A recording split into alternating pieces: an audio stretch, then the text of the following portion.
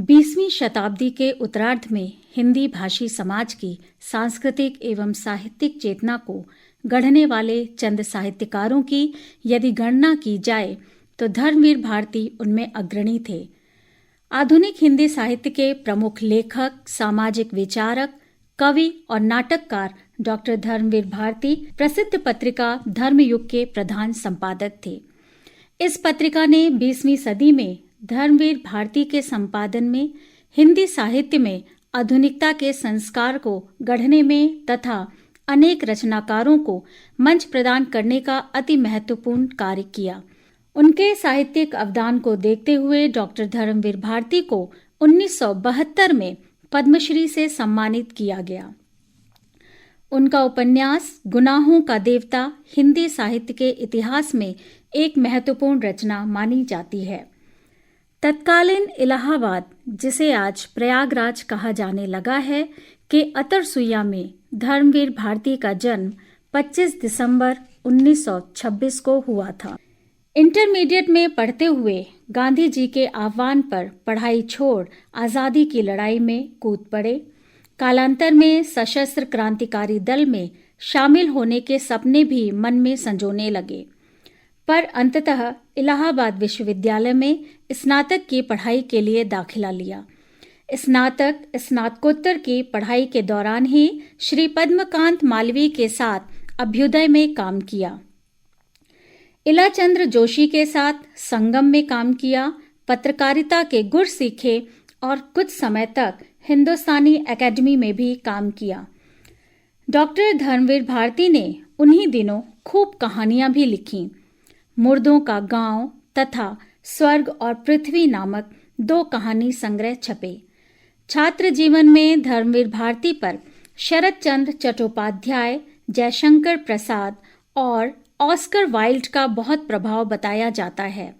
उन्हीं दिनों वह माखनलाल चतुर्वेदी के भी संपर्क में आए और उन्हें अपना मार्गदर्शक मानने लगे। स्नातकोत्तर की पढ़ाई करते समय मार्क्सवाद का उन्होंने धुआंधार अध्ययन किया। प्रगतिशील लेखक संघ के स्थानीय मंत्री भी रहे। उन्होंने शोध कार्य भी किया तथा इलाहाबाद विश्वविद्यालय में हिंदी प्राध्यापक भी रहे। 4 सितंबर 1997 को हिंदी साहित्य को अनेक रचनाएं सौंपने के बाद उनका निधन हो गया। साहित्यिक वातावरण, देश भर में होने वाली राजनैतिक हलचलें, बाल्यावस्था में ही पिता की मृत्यु और उससे उत्पन्न आर्थिक संकट, इन सब ने उन्हें अति संवेदनशील, तर्कशील बना दिया। उन्हें जीवन में 2 ही शौक थे, अध्ययन और यात्रा। भारती के साहित्य में उनके विशद अध्ययन और यात्रा अनुभवों का प्रभाव स्पष्ट देखा जा सकता है।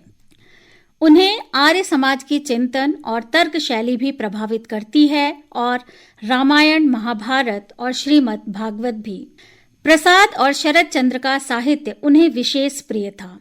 आर्थिक विकास के लिए मार्क्स के सिद्धांत उनके आदर्श थे, परंतु मार्क्सवादियों की अधीरता और मताग्रहता उन्हें अप्रिय थे। सिद्ध साहित्य उनके शोध का विषय था। उनके सटजिया सिद्धांत से वे विशेष रूप से प्रभावित थे। पश्चिमी साहित्यकारों में शीले और ऑस्कर वाइल्ड उन्हें विशेष प्रिय थे। भारती जी को फूलों का बेहद शौक था। उनके साहित्य में भी फूलों से संबंधित बिंब प्रचुर मात्रा में मिलते हैं। आलोचकों में भारती जी को प्रेम और रोमांस का रचनाकार माना है। उनकी कविताओं, कहानियों और उपन्यासों में प्रेम और रोमांस का यह तत्व स्पष्ट रूप से मौजूद है, परंतु उसके साथ साथ इतिहास और समकालीन परिस्थितियों पर भी उनकी पैनी दृष्टि रही है, जिसके संकेत उनकी कविताओं, कहानियों, उपन्यासों, नाटकों, आलोचना तथा संपादकियों में स्पष्ट रूप से देखे जा सकते हैं। उनकी कहानियों, उपन्यासों में मध्यवर्गीय जीवन के यथार्थ के चित्र हैं। अंधा युग में स्वतंत्रोत्तर भारत में आई मूल्यहीनता के प्रति चिंता है। उनका बल पूर्व और पश्चिम के मूल्यों, जीवन शैली और मानसिकता के संतुलन पर है। वे न तो किसी एक का अंधा विरोध करते हैं और न अंधा समर्थन, परंतु क्या स्वीकार करना है और क्या त्यागना है, इसके लिए व्यक्ति और समाज की प्रगति को ही आधार बनाना होगा। श्रोताओं, आइए इस संक्षिप्त जीवन परिचय के उपरांत हम उनकी प्रमुख रचनाओं और उनके साहित्यिक अवदान की परिचर्चा करें। विलक्षण प्रतिभा संपन्न धर्मवीर भारती ने हिंदी साहित्य की सभी विधाओं में रचनाएं की। उनके काव्य संग्रह हैं ठंडा लोहा, 7 गीत वर्ष, कनुप्रिया, सपना अभी भी। उनका पद्य नाटक अंधा युग अपने कथ्य और रंगमंचीयता की दृष्टि से केवल हिंदी ही नहीं, अन्य भाषाओं में भी विशिष्ट स्थान रखता है। गुनाहों का देवता, सूरज का 7वां घोड़ा, मुर्दों का टीला धर्मवीर भारती की कालजयी उपन्यास रचनाएं हैं। धर्मवीर भारती की प्रमुख कहानियां हैं स्वर्ग और पृथ्वी, चांद और टूटे हुए लोग, बंद गली का आखिरी मकान।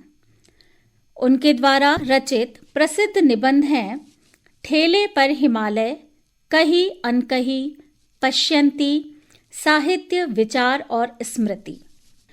मुक्त क्षेत्रे युद्ध क्षेत्रे, युद्ध यात्रा, ब्रह्मपुत्र का मोर्चा धर्मवीर भारती की प्रसिद्ध रिपोर्टाज शैली में लिखी रचनाएं हैं।